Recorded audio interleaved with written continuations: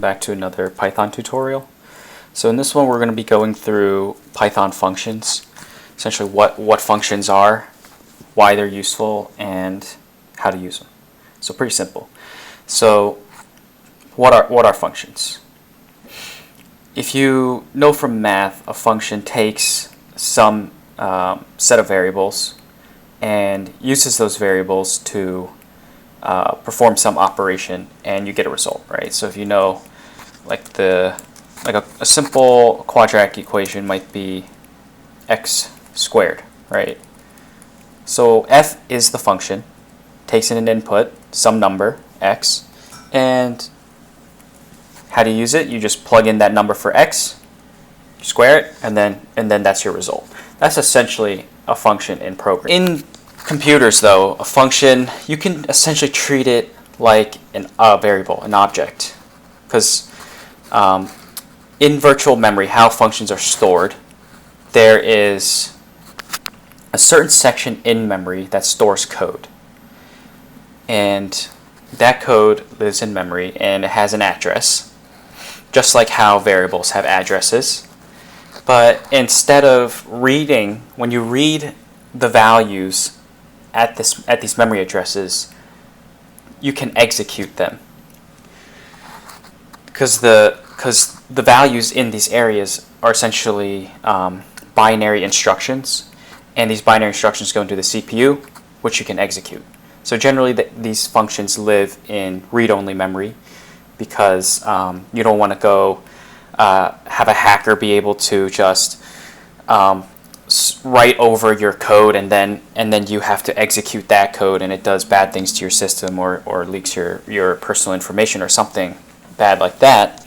So generally code is in read-only memory, and when you code, it gets compiled or interpreted and gets executed just like that by the computer. So why are functions a thing in programming? Well, in programming, you tend to do a lot of repetitive work, whether it's a sequence of instructions that you do over and over again, such as what we went over before, like printing. Print is a function in Python. So print takes arguments, like what do you want to print, like hello, right? What does this actually do underneath? It puts this onto your screen, right? That's a lot of low-level code that goes through. It has to put into a buffer and then read it and then output it to your monitor so that you can see it, right? That's a lot of stuff that happens, like, that you don't want to think about every time you want to print something to the screen. So that's why Python encapsulates it into one simple print function so that it's really easy to use. That's the general idea when a programmer writes functions. There's a sequence of instructions that you don't want the user to care about the actual implementation, because that underlying implementation can change as well. And that kind of frees up the user to think about the actual problem they're solving, especially when you're providing a library of functions. So that's a good reason to write functions, is to encapsulate the complexity of the implementation, to reduce the amount of code that is seen in a script, and that makes it really easier to read and understand as well, rather than seeing this blob of instructions that you don't really know what's the purpose and what it's trying to do or what algorithm it is. Well, you can just put that into a function, name it, and then that just kind of tells you what this does, and then you can get a gist and then a summary of what this whole program does by just looking at the functions it's using. So one, code reusability, encapsulation, and reduction in complexity.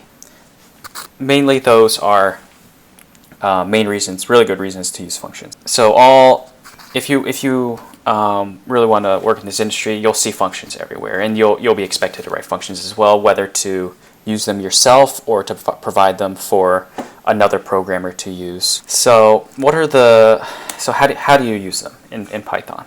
In Python, you define functions, and you start off with the keyword def, which is probably short for define. It tells you right here. So I'm using Visual Studio Code. Really good for scripting and and programming. And you can get that by just Google searching Visual Studio Code, download it, and make sure you have like Python 3, and code will essentially just find it, and when you save a file as .py, it'll tell you to select an interpreter, and then you can open up a new terminal by going to terminal, new terminal, and then you'll get something like this down here.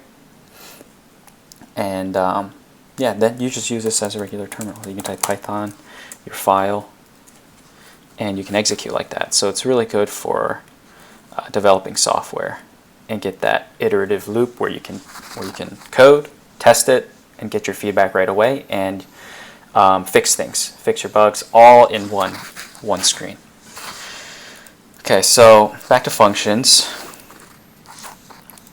You give it a name. You will use the keyword def, and then you give it a name, some function like, we'll give it, I don't know, compute area of rectangle. Something descriptive, right? It's because you don't want to just use like f for your function, because your function could be doing anything when someone reads it, like, oh, why are you calling it f?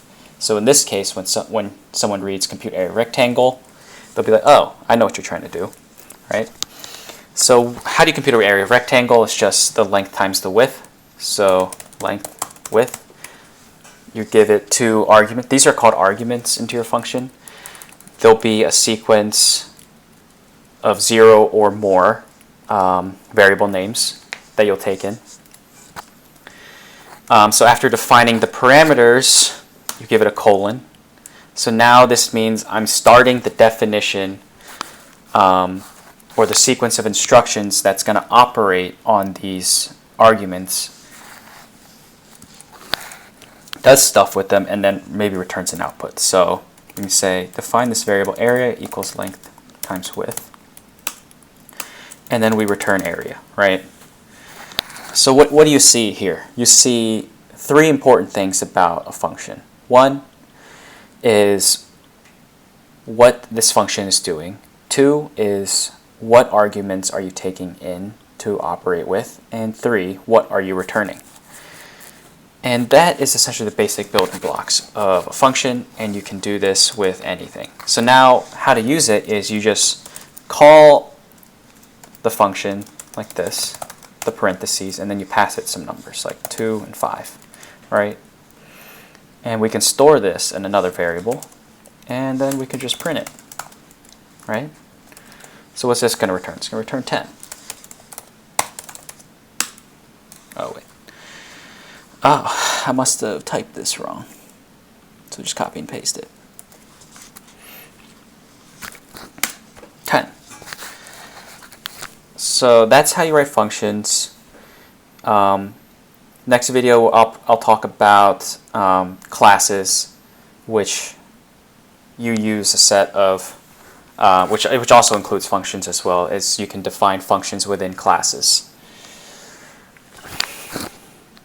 But yeah, that'll be it. Pretty short and simple, really simple concept, used all throughout software engineering. So it's really important to understand this and how functions are represented under memory.